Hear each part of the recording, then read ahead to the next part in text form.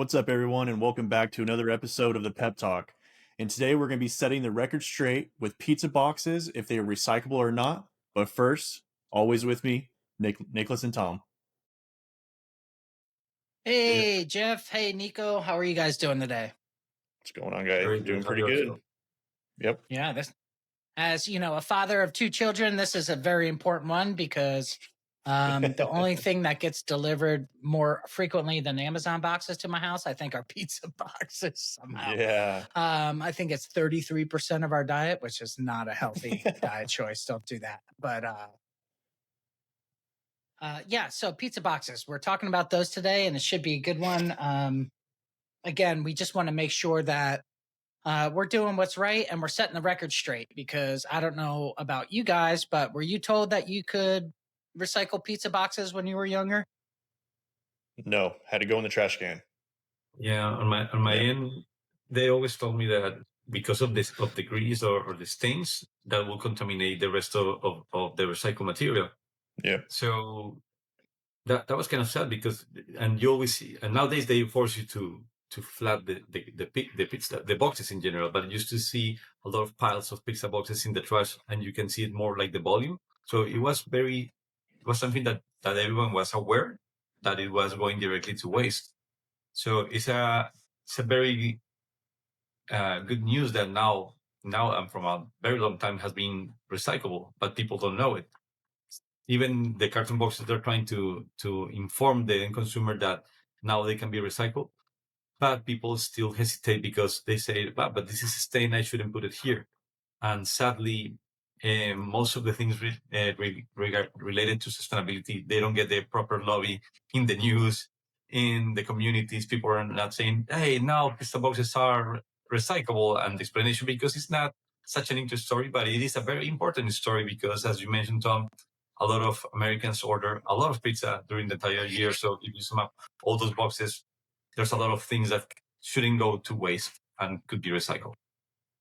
That's awesome. You know what? I was reading an interesting story about the busiest day ever for delivery pizza was when O.J. Simpson was driving around in his white Bronco, and everybody in the entire country was glued to their TV, and they didn't want to get up or go or make dinner. So that was the busiest day still on record for pizza's order, because everybody wanted to just sit in front of their TV and see what was going on with the O.J. Simpson deal with his white Bronco. That's Crazy. insane. Yeah, It is crazy. insane. And to your point, like, I think there's like some multiple things that have led up to why pizza boxes were considered non-recyclable versus recyclable. Number one, I think the solution to pollution is dilution, or that's what a lot of people think. So if the majority of the corrugate coming into your house, let's say 15, 20 years ago, were pizza boxes, then a lot of them would have that grease contamination, and it probably was ruining the circular economy of corrugated board. But now that we all have Amazon and we all have like box subscriptions like FabFitFun, my wife has all that stuff, now we're getting a massive amount of corrugate. So the dilution aspect is number one. If there is a little bit of grease, but there's a ton of non-grease corrugate in there, then the overall amount of contamination is just going to go down because there's non-grease corrugate in there, right? Number two, I think, is that pizza has become less greasy, and they're putting like that flute under your pizza to catch most of the grease. And that flute, if it's covered in grease, should go into the trash, but the rest of the board can go into your recycle bin. They do encourage you, like if it's super greasy, like cut out the grease stain if you want to. But Yeah. let's be honest, Cheese the as well. consumer's not going to do that, right? The consumer's not going to Right. take the pizza box and on the bottom cut out a little circle where the pizza was. It's just not a realistic ask of the consumer. Yeah. It should be. It's just a little bit to do for your planet. And I'm sure we're all sitting on like 20 or 30 different like unused utility knives, because we're cutting, like half of my life is spent breaking down cardboard, I feel like. And then the other half is work. And then I sleep like an hour a week. So that's kind of how my lifestyle breakdown is. So that's the second one, is that they're making pizza less greasy, and they're putting that thing at the bottom to collect a lot of the grease. So that's pretty cool. Nico, Yep. to your point about, it's interesting that you bring up the point that news channels aren't coming on and saying, hey, good news, pizza boxes are now recyclable. The issue with that is not like the days of sitting down and watching 6 or 7 or 8 o'clock broadcast news have gone away. A lot of people don't sit and watch the news anymore. They're getting their news from social media. They're Yeah. getting their news from a bunch of different things. So there's not just one conduit of information coming from the TV to all the households like there were 30 years ago. Everybody sit down and like, hey, we're going to watch Walter Cronkite today. We're going to watch 60 Minutes. We're going to watch our local news and then national news right after it. That's what we used to do. And then after that was like Wheel of Fortune and Jeopardy, right? Like that was your night. It was like, okay, we're going to watch news, Wheel of Fortune, and Jeopardy. And now we don't have that. So everybody's gathering news from different sources. So there's really no way to just broadcast to the world like, hey, this is what you should be doing with recycled or with your pizza boxes. But 3 billion pizza boxes per year, that's 600,000 tons of corrugate that could be used for recycling. That is a huge opportunity for us to be better at. Yeah. And to your point, Tom, about not getting, not necessarily having the word out, but here you are on the podcast listening to us and we're getting the word out and we're telling you that paper mills accept this and so many other places are looking to receive those pizza boxes. So if you do order pizza, you can, the new thing is now is you can set it on the counter. There shouldn't be any grease on your counter, which is nice, right? But before you throw it away or recycle it, make sure you just take the pizza out. That's all we ask. And so that's a big thing. I know Tom said you can cut out the grease and the cheese and stuff like that, but just make sure that you take out the actual food in there before you decide to recycle it. But Right. even though the percentage of that greasy part among all that carton box that is going to be recycled is what now allows it to be recycled. It will be good to take that extra mile, but the big step was already taken. You can put it as it is and better put it. For sure, most likely it's going to get recycled. And this is a huge step for sustainability in general. And why I'm saying this, there's different rooms for sustainability. We have recyclability, we have compostability. One of the major obstacles that the US has now, in general, the world for compostability, is that regarding flexible packaging, for example, most of composters don't like to accept compostable bags because, in a certain way, they think that it will contaminate the compost, even though if it is proper separate, or let's say that a composter facility is selling compost to organic grower and they don't want to affect it. But once compostability take the step as the pizza boxes or the carton box did with recyclable, that will be allowed. And imagine the tons of garbage, or what is nowadays garbage, could be now go to a circle of sustainability. So what the step of the pizza did with the recyclable solution, that's an opener for other ways of sustainability, like composting and things that nowadays are not allowed, or people don't think that they can do. In the future, they might be, if we all start to do it. Yeah, good points.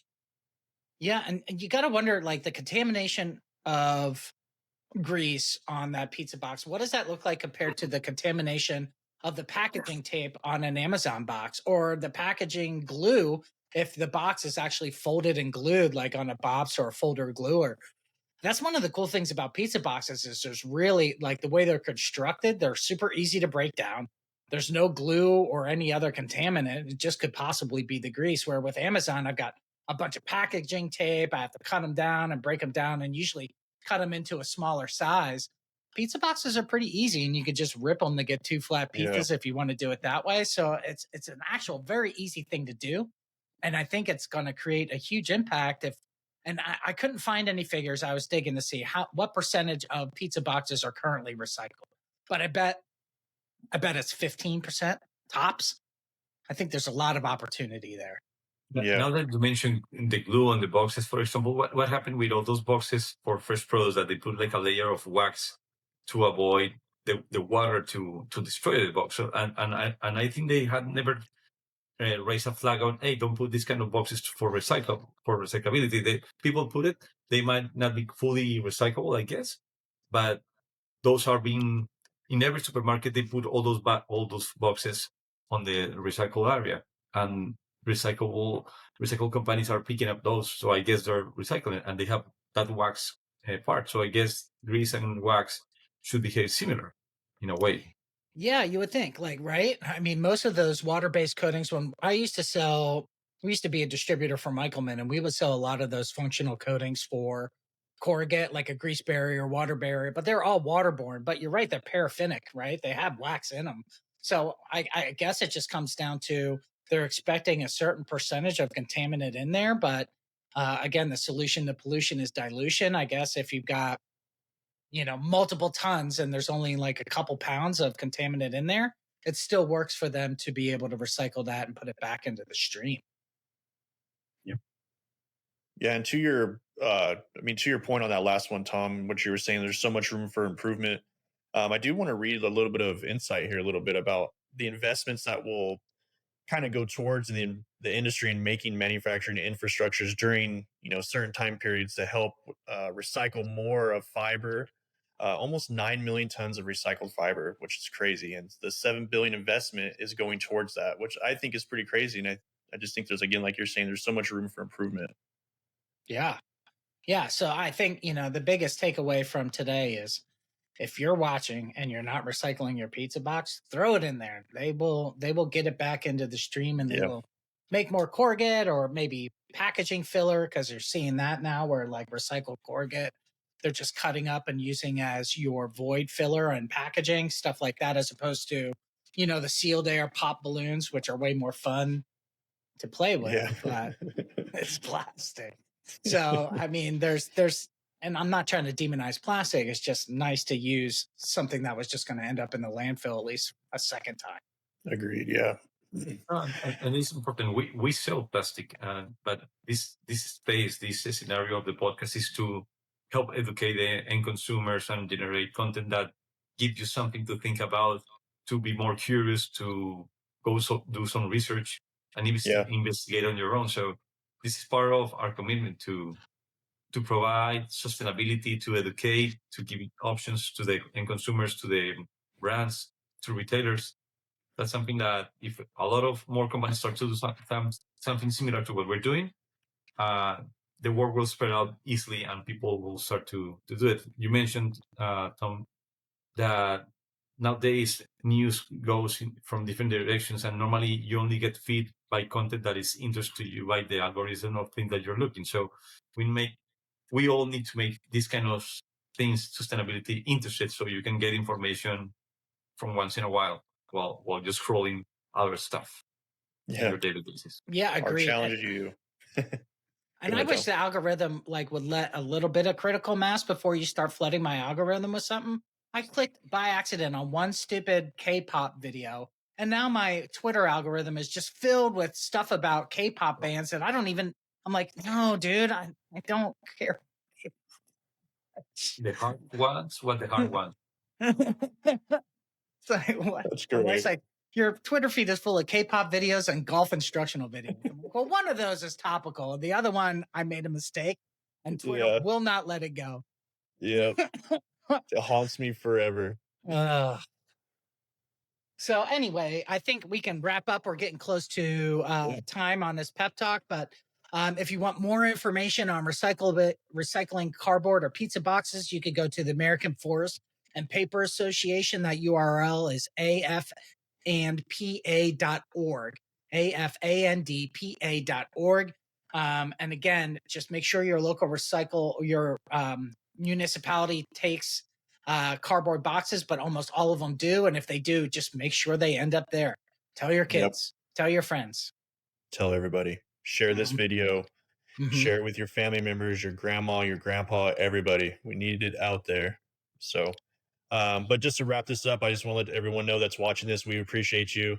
It's so exciting to have Nicholas on board, and we're enjoying the trio, and this is a good time. So, but we hope to give you some insight going forward, and you enjoyed this. You got something to take home with it, and we enjoy you and appreciate you. We hope to see you guys in the next one, and we'll see you later. Bye. Okay.